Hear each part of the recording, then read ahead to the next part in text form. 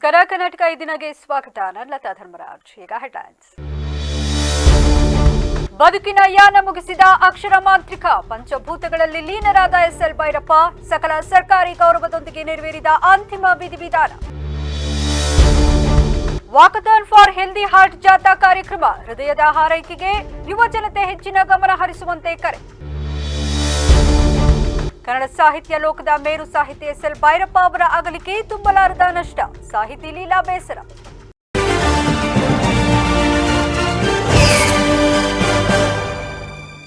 ಬದುಕಿನ ಯಾನ ಮುಗಿಸಿದ ಅಕ್ಷರ ಮಾಂತ್ರಿಕ ಎಸ್ಎಲ್ ಭೈರಪ್ಪ ಪಂಚಭೂತಗಳಲ್ಲಿಂದು ಲೀನವಾದರು. ಮೈಸೂರಿನ ಚಾಮುಂಡಿ ಬೆಟ್ಟದ ತಪ್ಪಲಿನ ಚಿತಾಗಾರದಲ್ಲಿ ಬ್ರಾಹ್ಮಣ ಸಂಪ್ರದಾಯದಂತೆ ಹಾಗೂ ಸಕಲ ಸರ್ಕಾರಿ ಗೌರವದೊಂದಿಗೆ ಅಂತ್ಯಕ್ರಿಯೆ ನೆರವೇರಿಸಲಾಯಿತು. ಇಂದು ಬೆಳಗ್ಗೆಯಿಂದಲೇ ಅಂತ್ಯಕ್ರಿಯೆಗೆ ಸಿದ್ಧತೆ ನಡೆದಿತ್ತು. ಕುಟುಂಬಸ್ಥರು ಪಾರ್ಥಿವ ಶರೀರಕ್ಕೆ ಮಾನಸ ಪುತ್ರಿ ಸಹನಾ ವಿಜಯ್ ಕುಮಾರ್ ಅವರು ಅಂತಿಮ ನಮನ ಸಲ್ಲಿಸಿದ ಬಳಿಕ ಪುತ್ರರು ಅಗ್ನಿ ಸ್ಪರ್ಶ ಮಾಡಿದರು. ಮೈಸೂರು ಎಡಿಸಿ ಶಿವರಾಜ್ ಅವರು ಸ್ಥಳಕ್ಕೆ ಭೇಟಿ ನೀಡಿ ಸಕಲ ಸಿದ್ಧತೆ ಪರಿಶೀಲಿಸಿದರು. ಪೊಲೀಸ್ ಭದ್ರತೆಯನ್ನ ನಿಯೋಜಿಸಲಾಗಿತ್ತು. ನಂತರ ಭೈರಪ್ಪನವರ ಪಾರ್ಥಿವ ಶರೀರದ ಮೇಲೆ ತ್ರಿವರ್ಣ ಧ್ವಜ ಹೊದಿಸಲಾಯಿತು. 3 ಸುತ್ತು ಗಾಳಿಯಲ್ಲಿ ಗುಂಡು ಹಾರಿಸುವ ಮೂಲಕ ಸರ್ಕಾರಿ ಗೌರವ ಸಲ್ಲಿಸಲಾಯಿತು. ಇದೇ ವೇಳೆ ಚಿತಾಗಾರದ ಬಳಿಕ ಪೊಲೀಸ್ ತುಕಡಿ ಪೊಲೀಸ್ ಬ್ಯಾಂಡ್ ನಡೆಸಿಕೊಟ್ರು. ಬಳಿಕ ಭೈರಪ್ಪ ಪುತ್ತರ ಕೈಗೆ ಪೊಲೀಸರು ರಾಷ್ಟ್ರಧ್ವಜ ಹಸ್ತಾಂತರಿಸಿದರು. ಈ ಪ್ರಕ್ರಿಯೆ ಮುಗಿದ ಬಳಿಕ ಭೈರಪ್ಪ ಪುತ್ರರಾದ ಉದಯ್ ಶಂಕರ್, ರವಿಶಂಕರ್, ಮಾನಸ ಪುತ್ರಿ ಸಹನಾ ವಿಜಯ್ ಕುಮಾರ್, ತೇಜಸ್ವಿನಿ ಅನಂತಕುಮಾರ್ ಅಂತಿಮ ವಿಧಿವಿಧಾನ ನೆರವೇರಿಸಿದರು. ಬಳಿಕ ಇಬ್ಬರು ಪುತ್ರರು ಭೈರಪ್ಪ ಚಿತೆಗೆ ಅಗ್ನಿಸ್ಪರ್ಶ ನೆರವೇರಿಸಿದರು. ಇನ್ನು ಅಂತ್ಯಕ್ರಿಯೆಯಲ್ಲಿ ಕೇಂದ್ರ ಸಚಿವ ಪ್ರಹ್ಲಾದ್ ಜೋಶಿ, ರಾಜ್ಯ ಸಚಿವರಾದ ಎಚ್.ಸಿ. ಮಹದೇವಪ್ಪ, ಕೆ. ವೆಂಕಟೇಶ್, ಮಾಜಿ ಸಂಸದ ಪ್ರತಾಪ್ ಸಿಂಹ ಸೇರಿ ಹಲವು ಗಣ್ಯರು ಪಾಲ್ಗೊಂಡಿದ್ದರು. ನಗರದ ಹೇಮಾವತಿ ಪ್ರತಿಮೆ ಬಳಿ ಜನಪ್ರಿಯ ಆಸ್ಪತ್ರೆ, ಹಾಸನ ಭಾರತೀಯ ರೆಡ್ ಕ್ರಾಸ್ ಸಂಸ್ಥೆ ಮತ್ತು ಐಎಂಎ ಹಾಸನ ಸಂಯುಕ್ತಾಶ್ರಯದಲ್ಲಿ ಶುಕ್ರವಾರದಂದು ವಿಶ್ವ ಹೃದಯ ದಿನದ ಅಂಗವಾಗಿ ಜಾಗೃತಿ ಮೂಡಿಸಲು ಹಮ್ಮಿಕೊಳ್ಳಲಾಗಿದ್ದ ವಾಕಥಾನ್ ಜಾಥಾವನ್ನು ಸಂಸದ ಶ್ರೇಯಸ್ ಎಂ ಪಟೇಲ್ ಉದ್ಘಾಟಿಸಿದರು. ನಂತರ ಮಾತನಾಡಿ, ಇಂತಹ ವಾಕಥಾನ್ ಕಾರ್ಯಕ್ರಮವು ಉತ್ತಮವಾದ ಆರೋಗ್ಯಕರ ಬೆಳವಣಿಗೆ. ಹೃದಯ ಬಡಿತ ಇದ್ದರಷ್ಟೇ ನಾವು ಬದುಕಲು ಸಾಧ್ಯ. ಎಷ್ಟೇ ಕೆಲಸದ ಒತ್ತಡ ಇದ್ದರೂ ಪ್ರತಿಯೊಬ್ಬರು ಹೃದಯ ಸಂಬಂಧಿತ ಕಾಯಿಲೆ ಬಗ್ಗೆ ಮತ್ತು ತಮ್ಮ ದಿನಚರಿ ಹಾಗೂ ತಮ್ಮ ಹವ್ಯಾಸಗಳ ಬಗ್ಗೆ ಗಮನ ಹರಿಸುವ ಕೆಲಸ ಮಾಡಬೇಕು. ಚಿಕ್ಕ ಮಕ್ಕಳಿಂದ ಹಿಡಿದು ದೊಡ್ಡವರವರೆಗೂ ಹೃದಯ ಸಂಬಂಧಿತ ಕಾಯಿಲೆಗಳಿಂದ ಸಾವನ್ನಪ್ಪುತ್ತಿದ್ದಾರೆ. ಸರಿಯಾದ ಸಮಯಕ್ಕೆ ಹೃದಯ ಪರೀಕ್ಷೆ ಮಾಡಿಸಿಕೊಳ್ಳುವುದು, ಪ್ರತಿದಿನ ಕನಿಷ್ಠ 5 ಕಿಲೋಮೀಟರ್ ಆದರೂ ವಾಕ್ ಮಾಡುವುದು, ಎಲ್ಲಕ್ಕಿಂತ ಮುಖ್ಯವಾಗಿ ಮದ್ಯಪಾನ ಧೂಮಪಾನವನ್ನು ಬಿಡುವಂತಹ ಕೆಲಸ ಮಾಡಬೇಕು ಎಂದು ಕಿವಿಮಾತು ಹೇಳಿದರು. ಮತ್ತು ಜನಪ್ರಿಯ ಆಸ್ಪತ್ರೆ ಮಣಿ ಸ್ಪೆಷಾಲಿಟಿ ಆಸ್ಪತ್ರೆ ಮತ್ತು ಎಲ್ಲ ವಿವಿಧ ಆಸ್ಪತ್ರೆಗಳ ನೇತೃತ್ವದಲ್ಲಿ ಹೃದಯ ಸಂಬಂಧಪಟ್ಟಂಗೆ ಈಗಾಗಲೇ ನಿಷ್ಠುರಂತ ಸಂಬಂಧ ಹೇಳ್ತಾ ಇದ್ರು. ಅದು ವಿಶೇಷವಾಗಿ ನಮ್ಮ ಹಾಸನ ಇದು ಹೃದಯಕ್ಕೆ ಸಂಬಂಧಪಟ್ಟಂಗೆ ಕಾಯಿಲೆಗಳನ್ನ ಇದು ಹಲವಾರು ದಿನಗಳಿಂದ ಪ್ರತಿನಿತ್ಯ ನಾವು ಮಾಧ್ಯಮದಲ್ಲಿ ನೋಡ್ತಾ ಇದ್ವಿ. ಅದೇ ರೀತಿ ನಾವು ಕೂಡ ನಿಟ್ಟಿನಲ್ಲಿ ಒಂದು ಮನವರಿಕೆ ಆಗಬೇಕು ಅಂತ ಜಾಥಾನು ಕೂಡ ಎಲ್ಲ ನಾಗರಿಕ ಎಲ್ಲ ಕೂಡ ಹಮ್ಮಿಕೊಂಡು ಒಂದು ಜಾಗೃತಿ ಮೂಡಿಸುವಂತ ಕೆಲಸನ ತಾವೆಲ್ಲರೂ ಕೂಡ ಸೇರಿ ಮಾಡಿದ್ವಿ. ಅದೇ ರೀತಿ ರೈತರಿಗಿರ್ಬೋದು, ಚಿಕ್ಕ ವಯಸ್ಸಿನ ಏನು ಯುವಕರಿಗೆ ಮತ್ತು ಎಲ್ಲರೂ ಕೂಡ ಹೃದಯ ಸಂಬಂಧಪಟ್ಟಂತ ಕಾಯಿಲೆಗಳನ್ನ ನಾವು ನೋಡ್ತಾ ಇದ್ವಿ. ಆ ನಿಟ್ಟಿನಲ್ಲಿ ನಾವೆಲ್ಲರೂ ಕೂಡ ಎಚ್ಚೆತ್ತುಕೊಂಡು ನಾವೆಲ್ಲ ನಮ್ಮ ಹಾಸನ ಜಿಲ್ಲೆಗೆ ಎಲ್ಲರೂ ಕೂಡ ಹೇಳಿದಾಗೆ ವ್ಯಾಯಾಮ ಮಾಡೋ ಮುಖಾಂತರ ಹಲವಾರು ನಾವು ನಮ್ಮ ಹೃದಯ ಸಂಬಂಧಪಟ್ಟ ಕಾಯಿಲೆಗಳನ್ನ ಹೊರಗಿಸಬಹುದು. ಇದೇ ರೀತಿ ಹಾಸನ ಕೂಡ ಏನು ಒಂದು ಕಪ್ಪು ಚುಕ್ಕಿತ್ತು, ಏನು ಹಾರ್ಟ್ ಅಟ್ಯಾಕ್ ಮತ್ತೊಂದು ಸಂಬಂಧಪಟ್ಟ ಕಾಯಿಲೆಗಳು ಬಂದಿತ್ತು ಅಂತ ಅದನ್ನೆಲ್ಲ ನಾವು ಹೊರಗಿಸಬೇಕು ಅಂತ ಹೇಳಿ ಉತ್ತಮ ಇಂತಹ ಒಂದು ಜಾತಿಗಳು ಪ್ರತಿನಿತ್ಯ ಆಗ್ತಾ ಇರಬೇಕು ಅಂತ ನಾನು ವಿಶ್ವ ಒಕ್ಕಲಿಗರ ಮಠದ ಪೀಠಾಧ್ಯಕ್ಷರಾದ ನಿಶ್ಚಲಾನಂದನಾಥ ಮಹಾಸ್ವಾಮೀಜಿ ಮಾತನಾಡಿ, ಇಂತಹ ಜಾಥಾ ಕಾರ್ಯಕ್ರಮದ ಮೂಲಕ ಸಾರ್ವಜನಿಕರಿಗೆ ಹೃದಯದ ಬಗ್ಗೆ ಜಾಗೃತಿ ಮೂಡಿಸಲಾಗುತ್ತಿದೆ. ಆಸ್ಪತ್ರೆ ಮಾತ್ರ ಅಭಿವೃದ್ಧಿಯಾದರೆ ಸಾಕಾಗುವುದಿಲ್ಲ, ಜನಸಾಮಾನ್ಯರ ಆರೋಗ್ಯ ಕೂಡ ಉತ್ತಮವಾಗಿರಲಿ ಎಂದು ಒಳ್ಳೆಯ ಜನೋದ್ದೇಶವನ್ನಿಟ್ಟುಕೊಂಡು ಈ ಕಾರ್ಯಕ್ರಮ ಆಯೋಜಿಸಲಾಗಿದೆ ಎಂದರು. ಹೃದಯ ಚೆನ್ನಾಗಿದ್ದರೆ ಆರೋಗ್ಯ ಉತ್ತಮವಾಗಿರುತ್ತದೆ. ಒಬ್ಬ ವ್ಯಕ್ತಿಯ ಆರೋಗ್ಯ ದೇಶದ ಆರೋಗ್ಯವಾಗಿರುತ್ತದೆ ಎಂದು ಹೇಳಿದರು. ಕ್ಷೇತ್ರದ ಶಾಸಕ ಎಚ್.ಪಿ. ಸ್ವರೂಪ್ ಮಾತನಾಡಿ, ಹೃದಯಾಘಾತದಿಂದ ಸಾವನ್ನಪ್ಪುತ್ತಿರುವ ಬಗ್ಗೆ ಪ್ರತಿನಿತ್ಯ ಮಾಧ್ಯಮದಲ್ಲಿ ನೋಡುತ್ತಿದ್ದೇವೆ. ಜನರಿಗೆ ಈ ಬಗ್ಗೆ ಮನವರಿಕೆ ಮಾಡಲು ಈ ಜಾಥಾ ಹಮ್ಮಿಕೊಳ್ಳಲಾಗಿದೆ. ಚಿಕ್ಕ ವಯಸ್ಸಿನ ಯುವಕರಲ್ಲಿ ಹೃದಯ ಸಂಬಂಧಿಸಿದ ಕಾಯಿಲೆ ಬರುತ್ತಿರುವುದನ್ನು ಕಾಣುತ್ತಿದ್ದೇವೆ. ಪ್ರತಿನಿತ್ಯ ಕೆಲ ಸಮಯ ವ್ಯಾಯಾಮ ಮಾಡುವುದರ ಜೊತೆಗೆ ತಮ್ಮ ಆಹಾರ ಸೇವನೆಯ ಪದ್ಧತಿಯಲ್ಲೂ ಕೂಡ ಕೆಲ ಬದಲಾವಣೆ ಮಾಡಿಕೊಳ್ಳುವುದು ಸೂಕ್ತ ಎಂದರು. ಇಂತಹ ಜಾಥಾ ಹೆಚ್ಚೆಚ್ಚು ನಡೆಯಲಿ ಎಂದು ಹಾರೈಸಿದರು. ಹಾಗೂ ವಿವಿಧ ಆಸ್ಪತ್ರೆಗಳು ಮತ್ತು ನರ್ಸಿಂಗ್ ಕಾಲೇಜುಗಳ ಎಲ್ಲ ವಿದ್ಯಾರ್ಥಿಗಳು ಮತ್ತು ಸ್ವಾಮೀಜಿಯವರ ಒಂದು ನೇತೃತ್ವದಲ್ಲಿ ಈ ಒಂದು ವಾಕಥಾನ್ ಮಾಡಿ ಜಾಗೃತಿನ ಮೂಡಿಸ್ತಾ ಇರೋದು ಸಂತೋಷದ ವಿಷಯ. ಕಾರಣ ಇಷ್ಟೇ, ಇಡೀ ರಾಜ್ಯಕ್ಕೆ ಅತ್ಯಂತ ಒಂದು ಶಕ್ತಿಯುತವಾದಂಥ ಜಿಲ್ಲೆಗಳು ಅಂದರೆ ಈ ಮೈಸೂರು ಭಾಗದ ಜಿಲ್ಲೆಗಳು. ಆರ್ಥಿಕವಾಗಿ, ಸಾಮಾಜಿಕವಾಗಿ, ಶೈಕ್ಷಣಿಕವಾಗಿ, ಸಾಂಸ್ಕೃತಿಕವಾಗಿ ಎಲ್ಲ ವಿಷಯದಲ್ಲೂ ಈ ನಾಡಿಗೆ ಹೆಚ್ಚು ಕೊಡುಗೆಯನ್ನು ಕೊಡ್ತಾ ಇರೋಂಥ ಜಿಲ್ಲೆಗಳು. ಹಾಗೆ ಹೆಚ್ಚು ಜನಸಂದಣಿ ಇರುವಂಥ ಕೂಡ ಜಿಲ್ಲೆಗಳು ಕೂಡ, ಮತ್ತು ವರ್ಕಿಂಗ್ ಪಾಪ್ಯುಲೇಷನ್ ಕೂಡ ಹೆಚ್ಚು ಇರುವಂಥದ್ದು ಈ ಜಿಲ್ಲೆಗಳಲ್ಲೇ. ಹಾಗಾಗಿ ಈ ಜಿಲ್ಲೆಗಳಲ್ಲಿ ಸಮಗ್ರ ಆರೋಗ್ಯವನ್ನು ಕಾಪಾಡಿಕೊಳ್ಳಿಕ್ಕೆ ನಾವು ಪ್ರಯತ್ನ ಮಾಡಬೇಕು. ಅದರಲ್ಲಿ ಅವರವರ ಪಾತ್ರವನ್ನು ವಹಿಸಬೇಕಾಗುತ್ತೆ.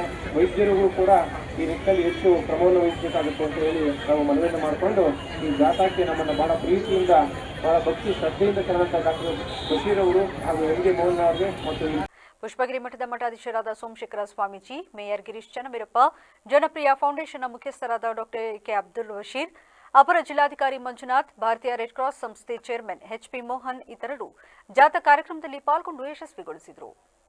ಕಳೆದ ಬಾರಿಯ ಹಾಸನಾಂಬ ದರ್ಶನೋತ್ಸವ ಸಂದರ್ಭದಲ್ಲಿ ವಿದ್ಯುತ್ ಅವಘಡಕ್ಕೆ ಸಂಬಂಧಪಟ್ಟಂತೆ ತಪ್ಪಿತಸ್ಥ ಗುತ್ತಿಗೆದಾರರ ವಿರುದ್ಧ ಕ್ರಮ ಕೈಗೊಳ್ಳಬೇಕೆಂದು ಆಗ್ರಹಿಸಿ ಸಾಮಾಜಿಕ ಹೋರಾಟಗಾರ ಮನೋಹರ್ ಜಿಲ್ಲಾಡಳಿತಕ್ಕೆ ಮನವಿ ಸಲ್ಲಿಸಿದರು.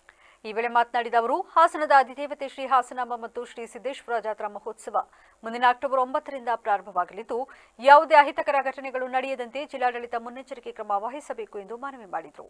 ಕಳೆದ ಬಾರಿ ದರ್ಶನೋತ್ಸವ ಸಂದರ್ಭದಲ್ಲಿ ವಿದ್ಯುತ್ ಅವಘಡ ಸಂಬಂಧಪಟ್ಟಂತೆ ಈವರೆಗೆ ತಪ್ಪಿತಸ್ಥ ಗುತ್ತಿಗೆದಾರನ ವಿರುದ್ಧ ಕ್ರಮ ಕೈಗೊಳ್ಳಲಾಗಿಲ್ಲ.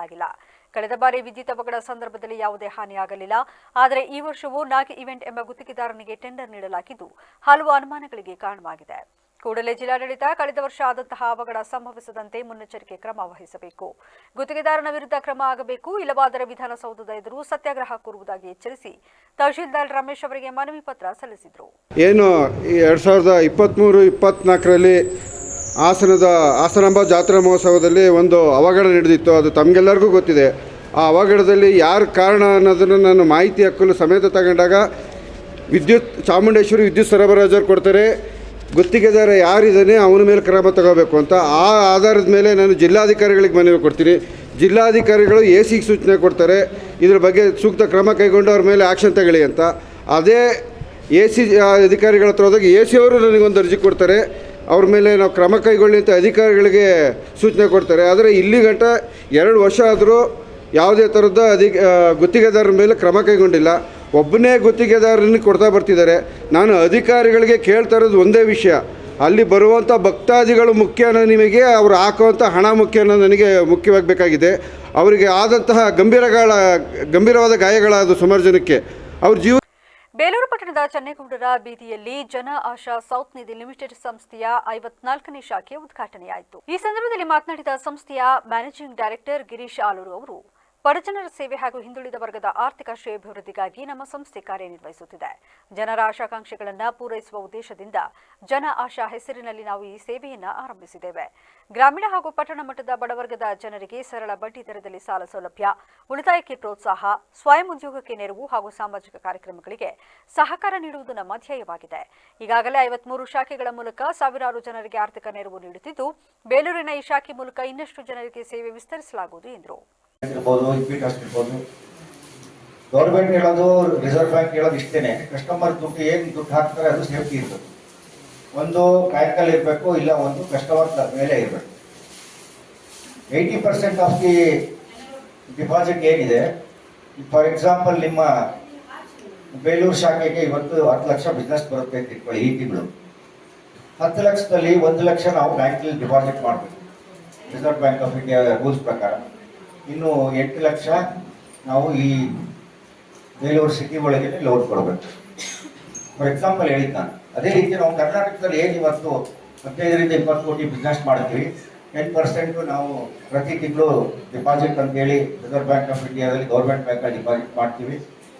ಮತ್ತು 10% ಮಾತ್ರ ಎಕ್ಸ್ಪೆನ್ಸಸ್ ಮಾಡಲಿಕ್ಕೆ ಅವಕಾಶ ಉಂಟು. ಇವೆಲ್ಲ ನಮಗೆ 10% ಮಾಡಿರೋದು.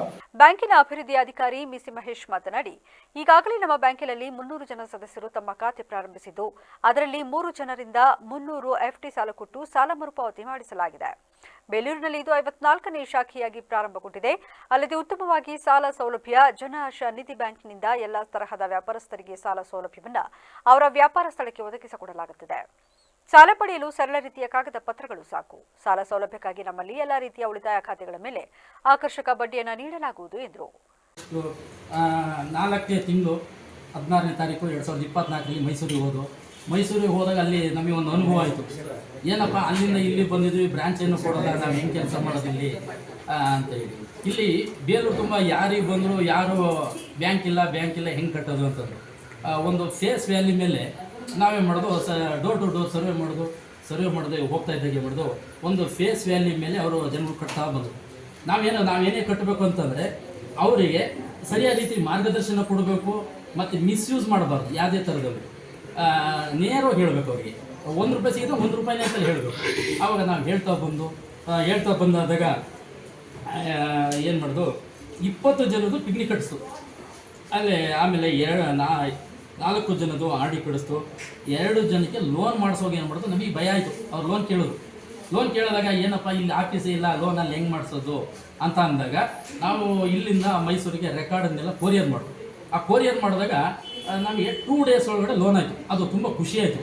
ಯಾವ ರೀತಿ ಮಾಡಿದ್ರು, ರಮ್ಯ ಮೇಡಮ್ ಅಂತ ಇದ್ದಾರೆ ಮೈಸೂರಲ್ಲಿ, ಅವರು ದೊಡ್ಡ ಮೇಡಮು, ಆಮೇಲೆ ಗಿರೀಶ್ ಸರ್. ಕಾರ್ಯಕ್ರಮದಲ್ಲಿ ಪುರಸಭೆ ಅಧ್ಯಕ್ಷೆ ಉಷಾ, ಯಮುನಾ, ರಾಜ್ಯಾಧ್ಯಕ್ಷರು ಕರ್ನಾಟಕ ಒಕ್ಕಲಿಗರ ವಿಕಾಸ ವೇದಿಕೆ ಶಿವಕುಮಾರ್, ಈಶ್ವರ್, ನರಸಿಂಹಗೌಡ, ತೀರ್ಥಕುಮಾರ್, ಸಂಸ್ಥೆಯ ನಿರ್ದೇಶಕರು, ಸಿಬ್ಬಂದಿ ಹಾಗೂ ಗ್ರಾಹಕರು ಭಾಗವಹಿಸಿ ಹೊಸ ಶಾಖೆಯ ಕಾರ್ಯಾರಂಭಕ್ಕೆ ಶುಭ ಹಾರೈಸಿದರು. ಕನ್ನಡ ಸಾಹಿತ್ಯ ಲೋಕದ ಮೇರು ಸಾಹಿತಿ ಎಸ್ಎಲ್ ಭೈರಪ್ಪ ಅವರ ಅಗಲಿಕೆಯು ಸಾಹಿತ್ಯ ಕ್ಷೇತ್ರಕ್ಕೆ ತುಂಬಲಾರದ ನಷ್ಟ ಎಂದು ಸಾಹಿತಿ ಲೀಲಾ ತಿಳಿಸಿದರು. ಸಕಲೇಶಪುರ ಪಟ್ಟಣದ ಪುರಭವನದ ಮುಂಭಾಗದಲ್ಲಿ ಕನ್ನಡ ಸಾಹಿತ್ಯ ಪರಿಷತ್ ಹಾಗೂ ವಿವಿಧ ಸಂಘಟನೆಗಳ ನೇತೃತ್ವದಲ್ಲಿ ನಡೆದ ಶ್ರದ್ಧಾಂಜಲಿ ಕಾರ್ಯಕ್ರಮದಲ್ಲಿ ಅವರು ಮಾತನಾಡಿ, ಭೈರಪ್ಪ ಅವರ ಕಾದಂಬರಿಗಳು ಕನ್ನಡ ಓದುಗರ ಮನಸ್ಸಿನಲ್ಲಿ ಅಳಿಯದ ಗುರುತು ಮೂಡಿಸಿವೆ. ಸಮಾಜದಲ್ಲಿ ಅಸ್ತಿತ್ವದಲ್ಲಿದ್ದ ಅಸಮಾನತೆ, ಸಂಪ್ರದಾಯಗಳ ಒತ್ತಡ, ಗಂಡು ಹೆಣ್ಣು ಭೇದ ಭಾವ ಇತ್ಯಾದಿ ವಿಷಯಗಳನ್ನು ಅವರು ತಮ್ಮ ಕಾದಂಬರಿಗಳಲ್ಲಿ ದಶಕಗಳ ಹಿಂದೆಯೇ ಎತ್ತಿ ಹಿಡಿದರು. ಓದುಗರಿಗೆ ಹೊಸ ದಾರಿ ತೋರಿಸುವ ಶಕ್ತಿ ಅವರ ಸಾಹಿತ್ಯದಲ್ಲಿತ್ತು. ಭೌತಿಕವಾಗಿ ಅವರು ನಮ್ಮಲ್ಲಿ ಇರದಿದ್ದರೂ ಅವರ ಕೃತಿಗಳು ಓದುಗರ ಹೃದಯಗಳಲ್ಲಿ ಎಂದೆಂದಿಗೂ ಜೀವಂತವಾಗಿರುತ್ತದೆ ಎಂದು ಅಭಿಪ್ರಾಯಪಟ್ಟರು. ಎಸ್ಎಲ್ ಭೈರಪ್ಪನವರು ಅಂತಂದ್ರೆ ಸಾಹಿತ್ಯ ಕ್ಷೇತ್ರ ದಿಗ್ಗಜರು, ಸಾಹಿತ್ಯ ಲೋಕದ ಧ್ರುವ ನಕ್ಷತ್ರ ಅಂತ ಹೇಳ್ಬಹುದು. ಅವರ ಪುಸ್ತಕಗಳನ್ನು ಓದಿದಾಗ ನಮಗೆ ಚಿಂತನೆಗೆ ಗುರಿ ಮಾಡುತ್ತೆ. ಒಂದೊಂದು ಪುಸ್ತಕ ಒಂದೊಂದು అందరికీ ರತ್ನ ಅಂತ ಹೇಳ್ಬಹುದು. ನಿಜ ಹೇಳಬೇಕು ಅಂತಂದ್ರೆ ಮನುಷ್ಯ ಹುಟ್ಟಿದಾಗ ಉಸಿರಿರುತ್ತೆ, ಹೆಸರಿರೋದಿಲ್ಲ. ಸತ್ತಾಗ ಹೆಸರಿರುತ್ತೆ, ಉಸಿರೋದಿಲ್ಲ. ಹೀಗೆ ಅವ್ರು ನಮ್ಮನ್ನ ಅಗಲಿದರೂ ಸಹ ಅವರ ಹೆಸರು ಚಿರಸ್ಥಾಯಿಯಾಗಿ ಇರುತ್ತೆ. ಸಾಹಿತ್ಯ ಲೋಕ ಈ ಧ್ರುವ ನಕ್ಷತ್ರ ಎಸ್ಎಲ್ ಭೈರಪ್ಪನವರಿಗೆ ನಾವು ಕನ್ನಡ ಸಾಹಿತ್ಯ ಪರಿಷತ್ತಿನ ವತಿಯಿಂದ ಹಾಗೂ ನಗರ ನಾಗರಿಕ ಬಂಧುಗಳ ಪರವಾಗಿ ಒಂದು ಶ್ರದ್ಧಾಂಜಲಿಯನ್ನು ಅರ್ಪಿಸಿ ನುಡಿ ನಮನವನ್ನು ಮಾಡುತ್ತಿದ್ದೇವೆ. ಅವ್ರು ಮತ್ತೊಮ್ಮೆ ಹುಟ್ಟಿ ಬರಲಿ, ಅವರ ಸಾಹಿತ್ಯ ಸೇವೆ ಕನ್ನಡಿಗರಿಗೆ ಸಿಗಲಿ ಅಂತ ಶುಭ ಮನಪೂರ್ವಕವಾಗಿ ಹೇಳ್ತಾ ಎಲ್ಲರಿಗೂ ಧನ್ಯವಾದ. ಹೋರಾಟಗಾರ ನಾರಾಯಣ್ ಆಳ್ವ ಮಾತನಾಡಿ, ಭೈರಪ್ಪ ಅವರು ತಮ್ಮ ಜೀವನದಲ್ಲಿ ಅನೇಕ ಸಂಕಷ್ಟಗಳನ್ನು ಎದುರಿಸಿ ಪರಿಶ್ರಮದಿಂದ ಸಾಹಿತ್ಯ ಕ್ಷೇತ್ರದಲ್ಲಿ ಶ್ರೇಷ್ಠ ಸ್ಥಾನ ಗಳಿಸಿದರು. ಪರ್ವ ಸೇರಿದಂತೆ ಅನೇಕ ಕಾದಂಬರಿಗಳು ಅವರ ಕೀರ್ತಿಯನ್ನ ಹೆಚ್ಚಿಸಿವೆ. ಅವರ ಕೃತಿಗಳು ಚಲನಚಿತ್ರಗಳಾಗಿಯೂ ಜನಮನ ತಟ್ಟಿವೆ. ಪದ್ಮಭೂಷಣ ಪ್ರಶಸ್ತಿ ಪಡೆದಂತಹ ಭೈರಪ್ಪ ಅವರ ಅಗಲಿಕೆಯಿಂದ ಕರ್ನಾಟಕವೇ ದುಃಖದಲ್ಲಿದೆ ಎಂದು ಹೇಳಿದರು. ಹಾಸನ ಜಿಲ್ಲೆಯಲ್ಲೇ ಬರ್ತಾರೆ ಅವರು. ನುಗ್ಗೇಹಳ್ಳಿ ಇಲ್ಲೆಲ್ಲ ಕೂಡ ತುಂಬ ಅವರು ಕಷ್ಟಪಟ್ಟು ಏನೋ ಓದಬೇಕಾದ್ರೆ ತುಂಬ ಕಷ್ಟಪಟ್ಟು ಮೇಲೆ ಬಂದವರು. ಮೈಸೂರಿನಲ್ಲಿ ಪ್ರಾಧ್ಯಾಪಕರಾಗಿದ್ದರು. ಹಾಗೇ ಆ ಕಾದಂಬರಿ ಬರಿತಾ ಅವರು ಪರ್ವ ಅನ್ನತಕ್ಕಂಥ ಕಾದಂಬರಿ, ಮೊದಲನೇ ಕಾದಂಬರಿ, ಅದು ಬಹಳ ಉತ್ಕೃಷ್ಟವಾದಂಥ ಕಾದಂಬರಿ ಆಯಿತು. ಆಮೇಲೆ ಅವರು ಬರಿತಾ ಅನೇಕ ಚಲನಚಿತ್ರಗಳು, ಅವರ ಕಾದಂಬರಿಗಳು ಚಲನಚಿತ್ರವಾಗಿ ತುಂಬ ಪ್ರದರ್ಶನ ಕಂಡು, ಹಾಗೆ ಅವರಿಗೆ ಪದ್ಮಭೂಷಣ ಪ್ರಶಸ್ತಿ ಕೂಡ ಕೇಂದ್ರದಿಂದ ಸಿಕ್ತು. ಅಂಥ ಒಂದು ದೊಡ್ಡ ಸಾಹಿತಿ ಇವತ್ತು ನಮ್ಮನ್ನೆಲ್ಲ ಅಗಲಿದ್ದಾರೆ. ನಮ್ಮ ಈ ಅಗಲಿಕೆಗೆ ನಮಗೆ ತುಂಬ ದುಃಖ ಆಗಿದೆ. ಇಂಥ ಒಂದು ಸಾಹಿತಿಯನ್ನು ಕಳ್ಕೊಂಡು ವೀರಶೈವ ಸಮಾಜದ ಮುಖಂಡ ದಿವಾನ್ ದೇವರಾಜ್ ಮಾತನಾಡಿ, ಭೈರಪ್ಪ ನಮ್ಮ ಹಾಸನ ಜಿಲ್ಲೆಯವರಾಗಿದ್ದು ಜಿಲ್ಲೆಯ ಹೆಮ್ಮೆ. ಅವರ ವಂಶವೃಕ್ಷ ಕಾದಂಬರಿಯೇ ಚಿತ್ರವಾಗಿ ಜನಪ್ರಿಯತೆ ಪಡೆದಿತ್ತು. ಇಂತಹ ಸಾಹಿತಿಯನ್ನು ಕಳೆದುಕೊಂಡು ನಾವು ದುಃಖಿತರಾಗಿದ್ದೇವೆ. ಅವರ ಆತ್ಮಕ್ಕೆ ಶಾಂತಿ ದೊರಕಲಿ ಎಂದು ಹೇಳಿದರು. ಗ್ರಾಮದವರು ತಮಗೆಲ್ಲ ಗೊತ್ತಿರೋ ಹಾಗೆ ನಮ್ಮ ಜಿಲ್ಲೆಯಲ್ಲಿ ಅನೇಕರು ಇಂಥ ಸಾಹಿತಿಗಳು ಹುಟ್ಟಿದ್ದಾರೆ. ಗೊರೂರು ರಾಮಸ್ವಾಮಿ ಅಯ್ಯಂಗಾರು, ಆನಕರು ಅವರು, ಈಗ ಎಸ್ಎಲ್ ಭೈರಪ್ಪನವರ ಪರ್ವ, ವಂಶವೃಕ್ಷ, ಅನಾವರಣ ಅನೇಕ ಕಾದಂಬರಿಗಳು ಬರೆದು ಅವರು ದೇಶ ವಿದೇಶದಲ್ಲಿ ಆ ಕಾದಂಬರಿಗಳು ಭಾರಿ ಜನಪ್ರಿಯವಾಗಿದ್ದಾವೆ. ಅವರು ಬರೆದಂಥ ವಂಶವೃಕ್ಷ ಪಿಕ್ಚರ್ನಲ್ಲಿ ನಮ್ಮ ವಿಷ್ಣುವರ್ಧನ್, ಇವತ್ತಿನ ಕರ್ನಾಟಕ ರತ್ನ ವಿಷ್ಣುವರ್ಧನ್ ಅವರು ಆ್ಯಕ್ಟಿಂಗ್ ಮಾಡಿದ್ರು. ಅಂದರೆ ಎಸ್ಎಲ್ ಭೈರಪ್ಪನವರು ವಂಶವೃಕ್ಷ ಪಿಕ್ಚರ್ನಲ್ಲಿ ಅಂತ ಹೇಳಲಿಕ್ಕೆ ಈ ಸಂದರ್ಭದಲ್ಲಿ ಇಷ್ಟಪಡ್ತೀನಿ. ಇಂಥ ಎಸ್ಎಲ್ ಭೈರಪ್ಪನವರು ನಮ್ಮ ಜಿಲ್ಲೆಯವರಾಗಿದ್ದು ಅವರ ಆತ್ಮಕ್ಕೆ ಶಾಂತಿ. ಈ ಸಂದರ್ಭದಲ್ಲಿ ಕನ್ನಡ ಸಾಹಿತ್ಯ ಪರಿಷತ್ನ ತಾಲೂಕು ಅಧ್ಯಕ್ಷೆ ಶಾರದಾ ಗುರುಮೂರ್ತಿ, ಕಾರ್ಯದರ್ಶಿ ಯೋಗೇಶ್, ಕಶ್ವ ಖಾದರ್, ಸುರೇಶ್, ನಂದಿಕೃಪಾ, ರಾಜು, ಸತೀಶ್, ಜಗದೀಶ್, ಮೀನಾಕ್ಷಿ ಖಾದರ್, ಹರೀಶ್, ಅಶೋಕ್ ಕಡಗರಹಳ್ಳಿ, ಸುರೇಶ್ ಆಳ್ವ, ಪ್ರೇಮ್ನಾಥ್ ಸೇರಿದಂತೆ ಹಲವರು ಉಪಸ್ಥಿತರಿದ್ದರು. ನಿರ್ಬಂಧಿತ ಅನುದಾನದ ವಿತರಣೆಯಲ್ಲಿ ಅಂಗವಿಕಲರಿಗೆ ಉಚಿತ ದ್ವಿಚಕ್ರ ವಾಹನಗಳನ್ನು ವಿತರಿಸಲಾಗಿದ್ದು, ಅವರು ಇದನ್ನು ಸದುಪಯೋಗಕ್ಕೆ ಬಳಸಿಕೊಳ್ಳಬೇಕು ಎಂದು ಶಾಸಕ ಸ್ವರೂಪ್ ಪ್ರಕಾಶ್ ತಿಳಿಸಿದ್ದಾರೆ. ತಾಲೂಕು ಪಂಚಾಯಿತಿ ವತಿಯಿಂದ ಉತ್ತಮ ಗುಣಮಟ್ಟದ ದ್ವಿಚಕ್ರ ವಾಹನವನ್ನು ನೀಡಿದ್ದೇವೆ. ಸುಮಾರು 1,20,000 ರೂಪಾಯಿ ಮೌಲ್ಯದ 4 ವಾಹನಗಳನ್ನು ಇಂದು ವಿತರಿಸಿದ್ದೇವೆ ಎಂದ ಅವರು, ತಾಲೂಕಿನ ಬೀಕನಹಳ್ಳಿ ಗ್ರಾಮದಲ್ಲಿರುವ ಪ್ರಥಮ ದೇವಸ್ಥಾನದ ವ್ಯಾಪ್ತಿಯಲ್ಲಿರುವ ತುಂಬಾ ಹಳೆಯದಾದ ವಿದ್ಯುತ್ ವೈರ್ ಅನ್ನು ತೆಗೆದು ಹೊಸದಾಗಿ ಇನ್ಸುಲೇಟೆಡ್ ವೈರ್ನಿಂದ ಬದಲಿಸಲಾಗಿದೆ. ಯಾವುದೇ ವಿದ್ಯುತ್ ಅವಘಡಗಳು ಸಂಭವಿಸಬಾರದೆಂದು ದೇವಾಲಯದ ಸುತ್ತಮುತ್ತಲ ಹಳ್ಳಿಗಳಲ್ಲೂ ಕೂಡ ಮುನ್ನೆಚ್ಚರಿಕೆ ಕ್ರಮವಾಗಿ ಸುಮಾರು 30 ಲಕ್ಷ ರೂಪಾಯಿಗಳ ಅಂದಾಜು ವೆಚ್ಚದ ಕಾಮಗಾರಿಗೆ ಇಂದು ಚಾಲನೆ ನೀಡಲಾಗಿದೆ ಎಂದರು. ಫಲಾನುಭವಿಗಳಿಗೆ 4 ನಮ್ಮ ಹಾಸನ ವಿಧಾನಸಭಾ ಕ್ಷೇತ್ರದ ಫಲಾನುಭವಿಗಳಿಗೆ ಇವತ್ತೇನು ವಿತರಣೆ ಕೂಡ ಮಾಡಿದ್ವಿ. ಎಲ್ಲರೂ ಕೂಡ ಅವರೇ ಒಂದು ಉತ್ತಮವಾದ ಗುಣಮಟ್ಟದ ಒಂದು ತ್ರಿಚಕ್ರ ವಾಹನ ಕೂಡ ಕೊಟ್ಟಿದ್ದಾರೆ. ತಾಲೂಕು ಪಂಚಾಯತಿ ವತಿಯಿಂದ ಅದನ್ನು ಸದುಪಯೋಗ ಪಡಿಸ್ಕೋಬೇಕು. ಅವರು ಬೇರೆ ರೀತಿ ಅದನ್ನು ಮಾಡಬಾರ್ದು ಅಂತ ನಾನು ಕೂಡ ಅವರಲ್ಲಿ ಕೇಳ್ತಾ, ಇವತ್ತು ಅದೇ ರೀತಿ ಪುರಧಾಮದಲ್ಲೂ ಕೂಡ ಒಂದು ಹಳೆ ಏನೋ ಒಂದು KB ಒಂದು ಲೈನ್ ಇತ್ತು, ಅದನ್ನು ಕೂಡ ಇವತ್ತು ಬದಲಾವಣೆ ಮಾಡೋ ಮುಖಾಂತರ ಏನು ಒಂದು ಅನುದಾನದಲ್ಲಿ KB ಅವ್ರದ್ದು ಒಂದು ಅನುದಾನದಲ್ಲಿ ಹಳೆಯ ಒಂದು ಏನು KB ಲೈನ್ನ ತೆಗೆದು ಫೀಡರ್ ಲೈನ್ನ ತೆಗೆದು ಇವತ್ತು ಹೊಸದಾಗಿ ಮಾಡುವಂಥ ಇವತ್ತು ಕಾರ್ಯಕ್ರಮ ಕೂಡ ಚಾಲನೆ ಕೊಟ್ಟಿವಿ. ಹಲವಾರು ಕೆಲಸ ಕಾರ್ಯಗಳಿಗೆ ಇವತ್ತು ಹಾಸನ ವಿಧಾನಸಭಾ ಕ್ಷೇತ್ರದಲ್ಲಿ ನಡೀತಾ ಇದೆ. ಅದು ಕೂಡ ತಮ್ಮ ಒಂದೆಲ್ಲ ಹಾಸನ ನಮ್ಮ ಪಾಲಿಕೆ ವತಿಯಿಂದನೂ ಕೂಡ ಇನ್ನು 37 ಸೇರ್ಪಡೆ ಆಗಿದೆ. ಸರ್ಕಾರದಿಂದ ವಿಧಾನಸಭಾ ಕ್ಷೇತ್ರ ಹಾಸನ ತಾಲೂಕಿನ ಕೋರವಂಗಲ ಗ್ರಾಮ ಪಂಚಾಯಿತಿ ಹಾಗೂ ದುದ್ದ ಹೋಬಳಿಗೆ ಸೇರ್ಪಡುವ ಜಕ್ಕಿನಹಳ್ಳಿ ಗ್ರಾಮದ ಊರಿನ ಮುಖ್ಯ ರಸ್ತೆ ಹದಗೆಟ್ಟು ಬಹಳ ವರ್ಷಗಳಾದರೂ ಯಾವುದೇ ರೀತಿಯಲ್ಲಿ ರಸ್ತೆ ದುರಸ್ತಿಯಾಗಿಲ್ಲ ಎಂದು ಊರಿನ ಗ್ರಾಮಸ್ಥರು ಆಕ್ರೋಶ ವ್ಯಕ್ತಪಡಿಸಿದರು. ಸರ್ಕಾರ ರಸ್ತೆಯನ್ನು ದುರಸ್ತಿಗೊಳಿಸಿಲ್ಲ. ಪ್ರತಿದಿನ 10 ಶಾಲೆ ವಾಹನಗಳು ಓಡಾಡುತ್ತವೆ ಹಾಗೂ ಜನಸಾಮಾನ್ಯರು ಓಡಾಡುವ ಮುಖ್ಯ ರಸ್ತೆ ಇದಾಗಿದೆ.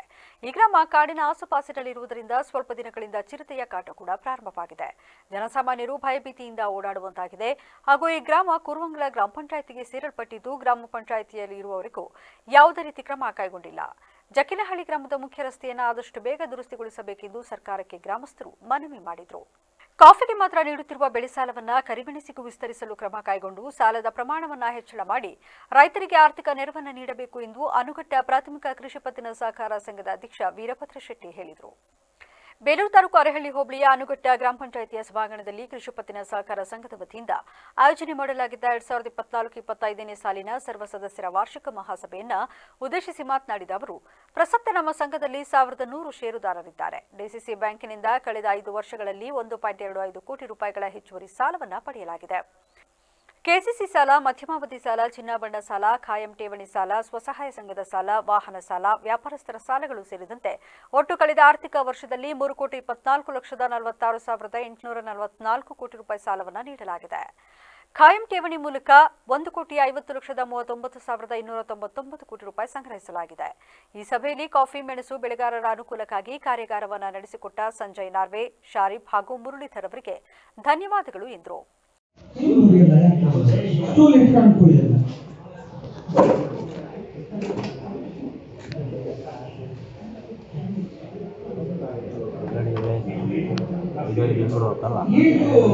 ಹೆಚ್ಚು ಕಮ್ಮಿ ಲಾಸ್ಟ್ ಇಯರ್ 23 ಬಂದಿತ್ತು.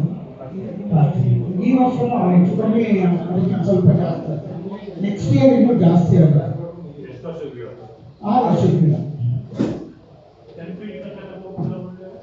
ನೋಡೋಣ. ಈಗ ಅದು ಅದೇ ಯೋಚನೆ ಎಂತದ್ದು ಅಲ್ಲಿ ನೋಡ್ಬೇಕು